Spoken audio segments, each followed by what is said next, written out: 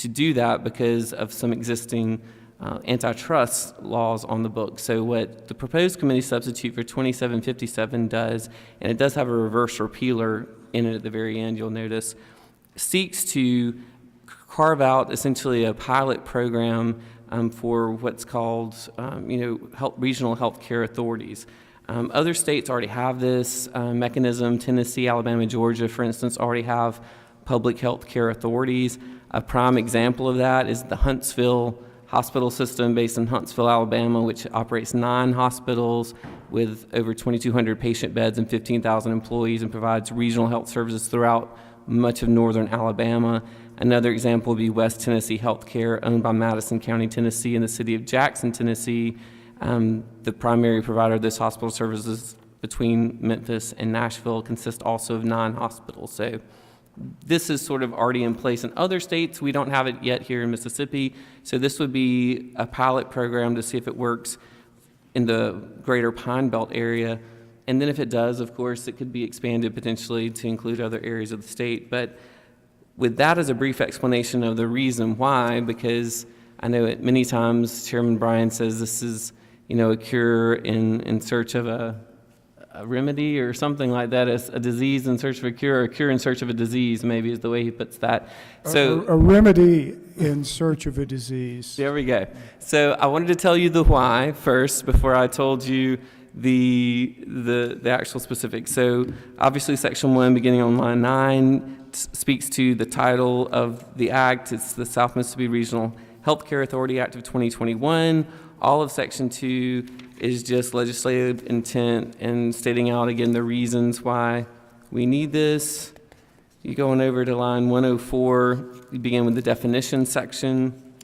It defines what the authorities, the Regional Healthcare Authority, is and means, who the board is, and it does say on line 124, the owner here in this particular bill, in this pilot program, would be the supervisors of Forest County, Mississippi, and they own Forest General Hospital, so it ties it down to just this one area of the state.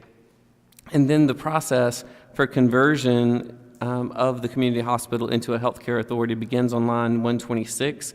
All of Section 4, it lays out how an adoption of a resolution must take place, how the owner must review and consider whether such a conversion would be in the best interest of the community served by the hospital. As part of this evaluation process, the owner shall approve resolutions calling for a public hearing on the question on line 145 of converting the community hospital owned by the owner here in Forest General into a regional healthcare authority. It lists what the notice requirements are on lines 146 down through 152. And then in the event, beginning on line 153, that the owner decides to convert the community hospital into the regional healthcare authority, it lays out what the adoption of the resolution must contain, and those provisions begin on lines 157 and following. So it lists out, the designate the principal place and office address of the authority, that they shall approve the appointment of the Board of Trustees. It talks about all the specifics there. Upon the adoption of this resolution by the owner, the Regional Healthcare Authority shall become and constitute a public body with all of the powers pursuant to this act. So that kind of gives you more of the specifics of getting down in the weeds of what the resolution must contain. Line 206, the Regional Healthcare Authority established under this act may assume and be assigned any and all contracts, leases, and other legal obligations of the former community hospital that now has become a healthcare authority. And then it talks in Section 5 about the Board of Trustees. It would consist of 9 members, 5 from the county, the original county in which the hospital was located, which would be Forest County, which again owns Forest General Hospital. And then it creates an additional 4 trustees that must be legal residents of the county located south of I-20.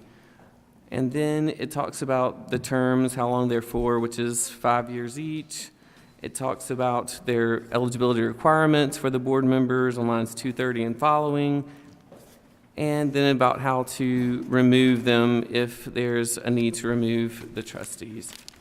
And then Section 6 on line 270 begins with the powers of the Board of Trustees of the community hospital granted shall essentially become the powers of the trustees of the Regional Healthcare Authority.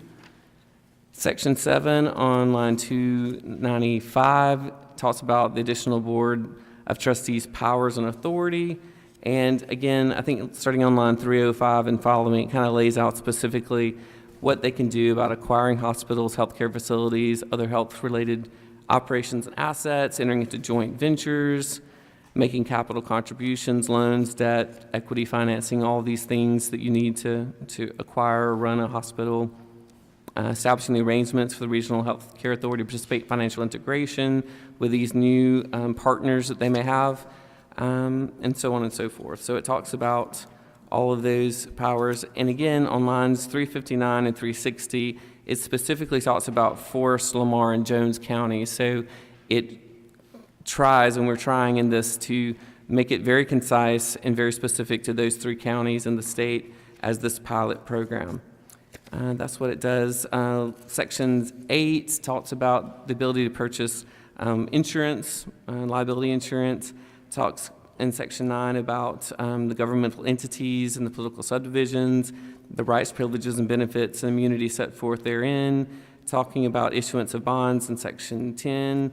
Section 11 talks about trusts. They can create and maintain trusts if they need to. Talks about bidding, the statewide personnel system, retirement, disability benefits, public records, and Section 16, the ability, of course, to accept Medicaid patients, and the severability on Section 18, and then, of course, in Section 19, the reverse repealer, because we do know that this is sort of a work in progress. We're trying to work with UMMC to make sure that they reviewed this language to make sure that they don't have any issues or problems with it. And for others to reach out to us in the interim. But that is essentially a quick version of what the proposed committee substitute does, and I'll be happy to attempt to answer any questions. I believe Senator Horn had a question. Thank you, Mr. Chairman. Senator Fillingane, you mentioned in your final remarks something about the medical center.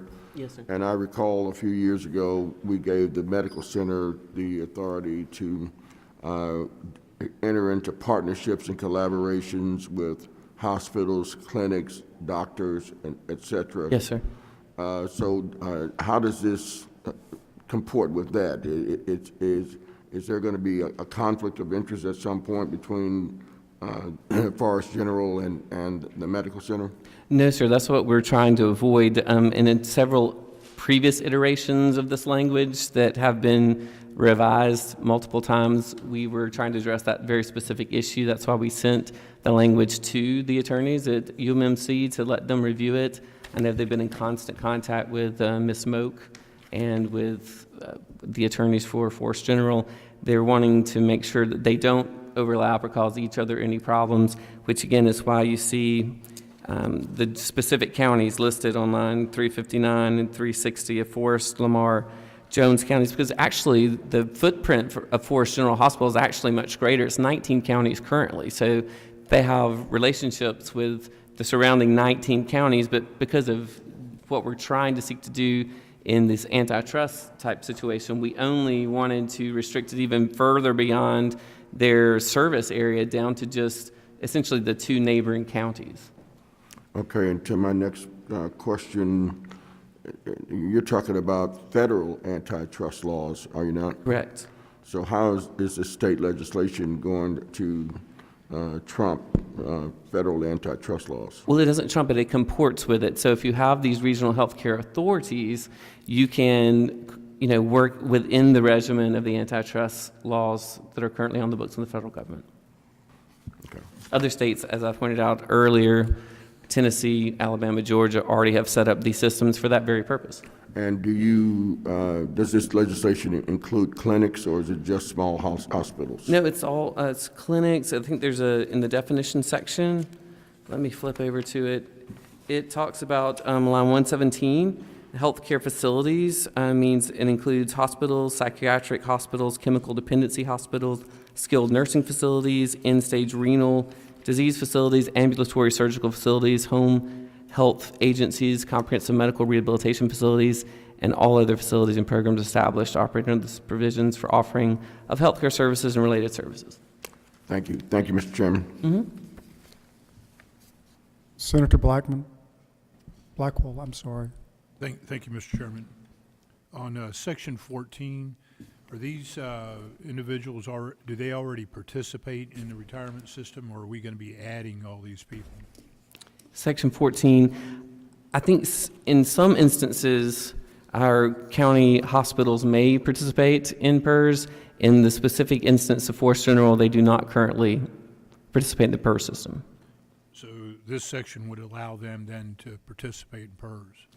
If they choose to, I mean, they're not forced into the system, no. It would allow if Forest General, or I guess the South Mississippi Regional Health Care Authority, if it's renamed, would choose to, they certainly would have that option. They're not required to, no. Thanks.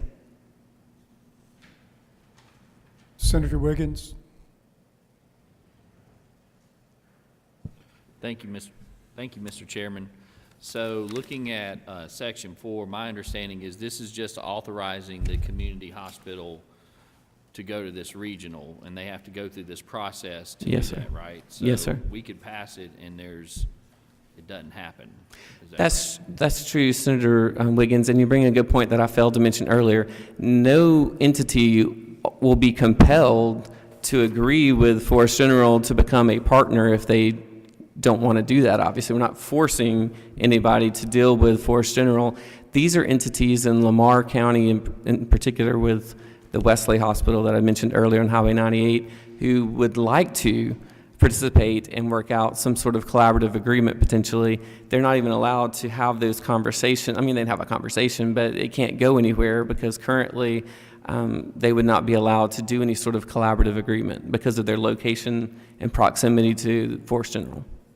Okay.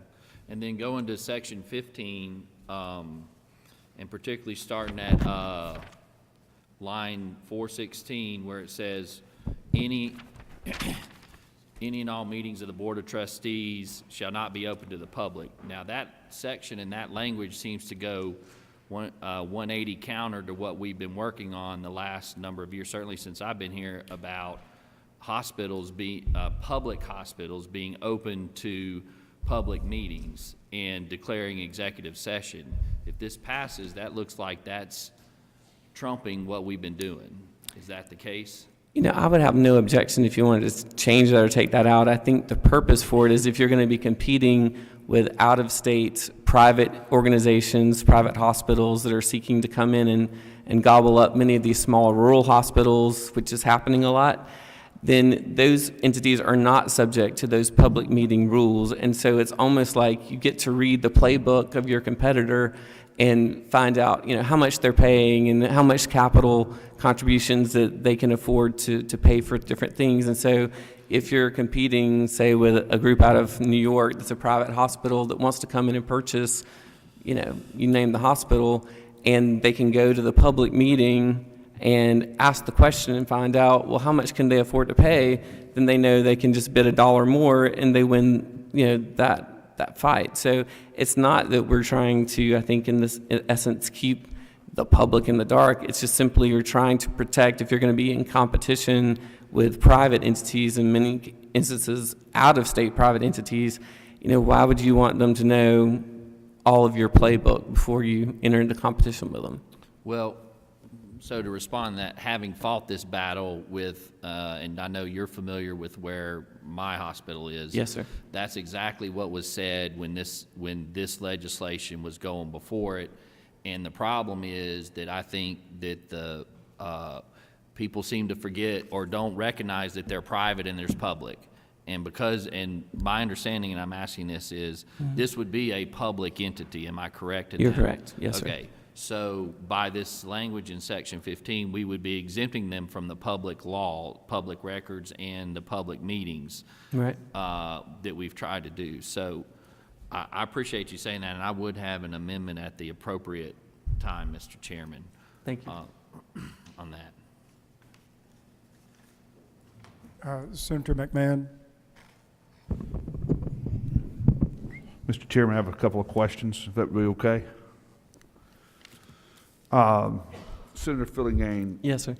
Forest General, you said it's a community hospital? Yes, sir. Owned by Forest County Board of Supervisors. So the works. Board of okay, Yeah. so the people of that county own it? Yes, sir. Okay. And what's the intent of this legislation is to allow them partnerships with other public or private hospitals to create authority, is that correct? Yes, sir. So, the last thing being a public hospital, I do have some concerns about Section 15, where we're allowing them not to be subject to the Mississippi Public Records Act. If you had a grievance or you wanted some information from this hospital, the only way to get that would be to petition the County Board of Supervisors?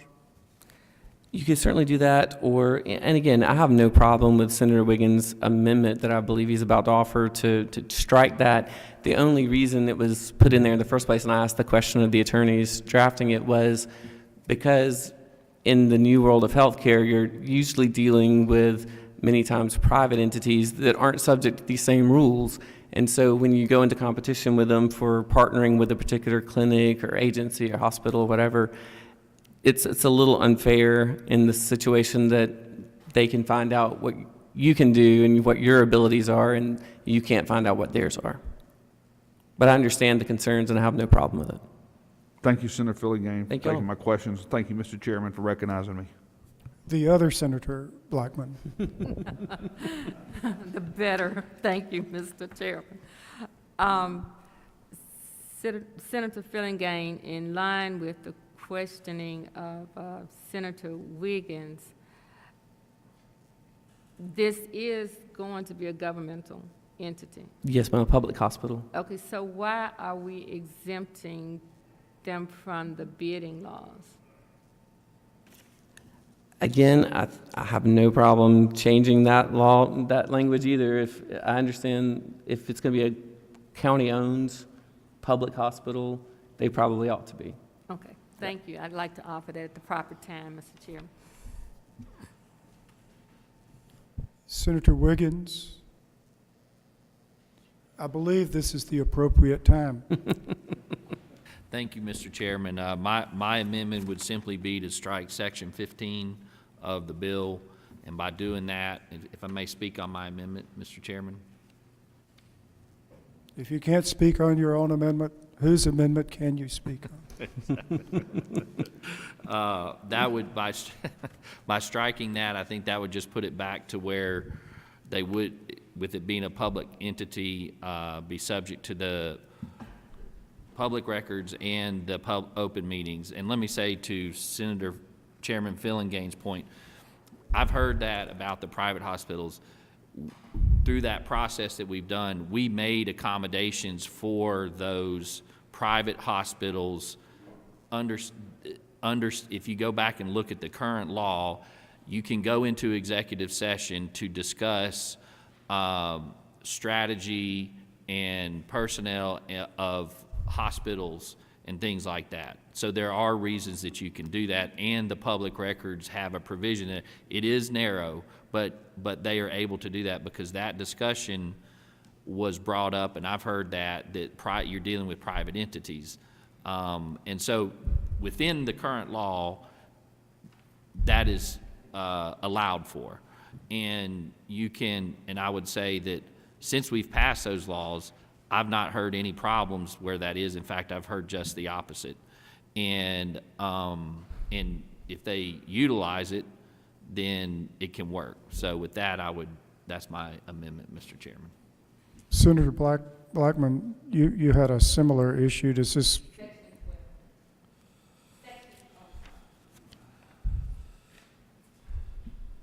Section 12, if that were deleted as Would- well. I mean, do you want us, I mean, we can vote on Both. Senator Wiggins' amendment and then come to you for another amendment if that's, Or if he are we- wants to incorporate it, it doesn't. okay. Yeah, You that would understand? be fine, You Mr. understand Senator Wiggins' amendment? Are you ready to vote on Senator Wiggins' amendment? All in favor say aye. Aye. Aye. All opposed, no. The ayes appear to have it. The ayes have it. Senator Blackman. Thank you, Mr. Chairman, that we would delete Section 12 so that it would be subject to the bidding laws since it is a governmental entity. Do you understand the amendment? Are you ready to vote on the amendment? All in favor say aye. Aye. All opposed, no. The ayes appear to have it. The ayes have it. What is the further pleasure of the committee?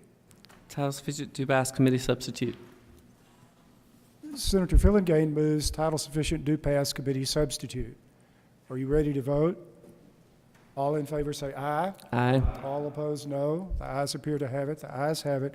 We'll report that to the Committee on Accountability, Efficiency, and Transparency. I must say, in having this bill explained, or a version of this bill explained to me earlier, it was explained that standalone hospitals could not make it, and they needed to be part of a bigger organization, which was about like telling someone from Tibet how much they needed to be in the protection of a world power and how much better it would be for Tibet if they were part of China, but at any rate. Senate Bill 2426, I believe we have a proposed committee substitute, do we not?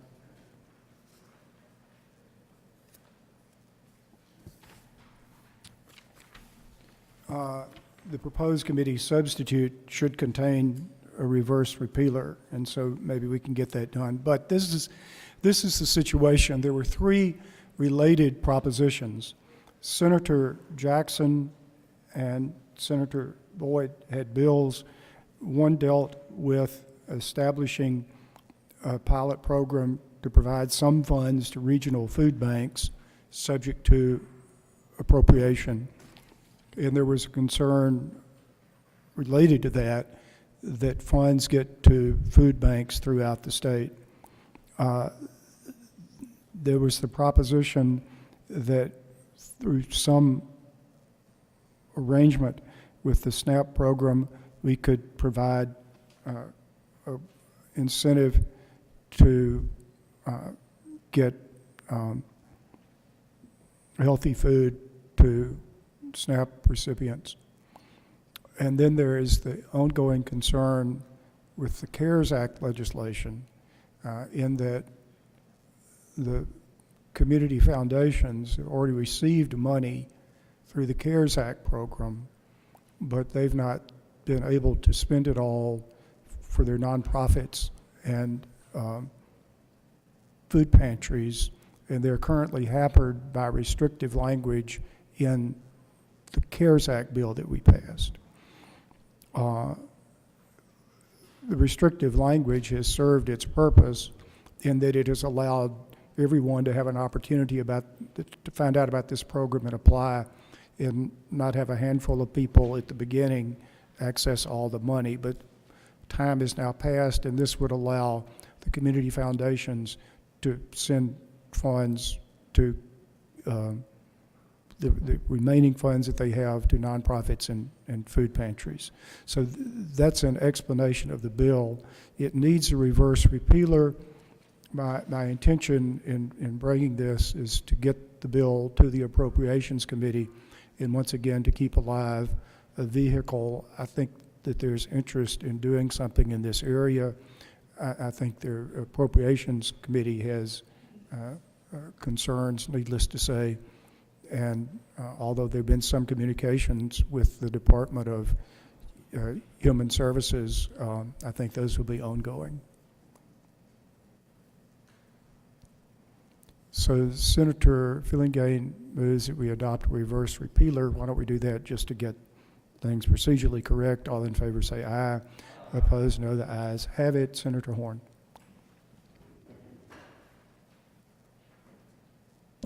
Thank you, Mr. Chairman.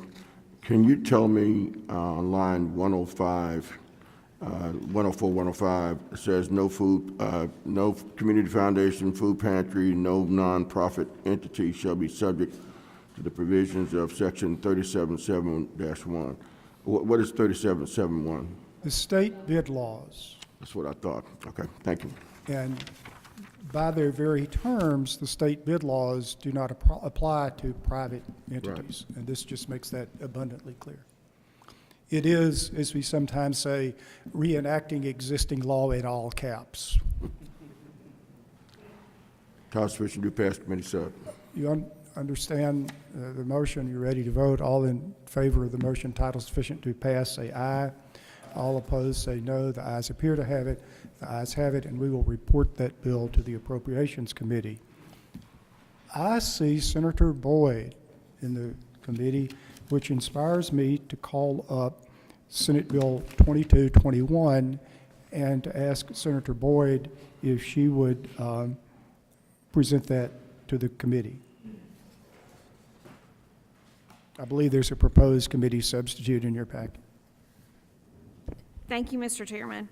What you have before you is basically is an Alzheimer pilot program.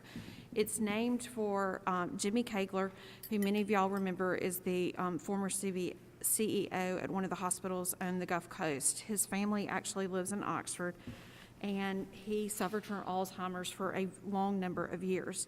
Through this process, the family came to me, the State Medical Association and the Alzheimer's Association and the State Psychiatry Association came, and they asked us in the legislature to look at a pilot program that would provide respite to families who are not eligible for Medicaid. There's currently 57,000 Mississippians over the age of 65 who've been diagnosed with Alzheimer's, and there are 207,000 caregivers who support these individuals and provide about 235 million hours of unpaid care annually. This program would allow the Alzheimer patients to age in a familiar place in their home. This bill covers those that are 60 and over. And what we're also hoping, and studies have shown to do, that this would delay the need to enter a long-term care facility. We hopefully therefore saving some additional dollars. And it would put the respite service program giving caregivers a much-needed break. I don't know how many of y'all have taken care of loved ones with Alzheimer's, but it is a significant task on the families that do this. I have several family members that have been directly affected, and it is usually it will destroy the health of the loved one taking care of them sometimes. It is a very difficult process. So we're hoping by giving this respite care it would do this. If you look with me at the bill directly, Section 1 identifies who we've named after. Section 2 is our definitions that we have in here. Section 3 gives some of the basis of the act of what respite care is. It's temporary substitute support of living arrangements provided just for a brief period of time. The bill is subject to appropriations, and the rules and regulations would need to be promulgated by the Department of Human Services, and we have spoken with them about this legislation that they would do. It's a pilot program that would affect, that hopefully would reach about 60 individuals.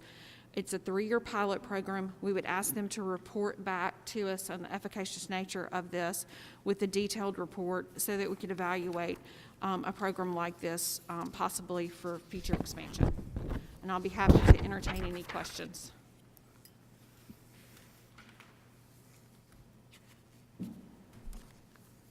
Any member of the committee have a question? Senator Horn.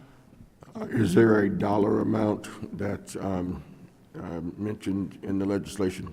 There is not a dollar amount right now just because it's subject to appropriation.